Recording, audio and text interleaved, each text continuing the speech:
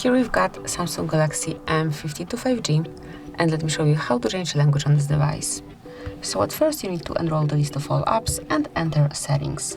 Then go to General Management and pick a language. And by tapping on plus icon, which is add language, you can smoothly personalize it. So just pick the one that you would like to apply, then choose the region, tap on set as default, and that's it. As you can see, it has been changed, it has been done. And whenever you would like to change it again, just tap on languages, and you can smoothly tap on edit to remove unnecessary language. And that would be all. This is it. Thank you for watching. Please subscribe our channel and leave the thumbs up.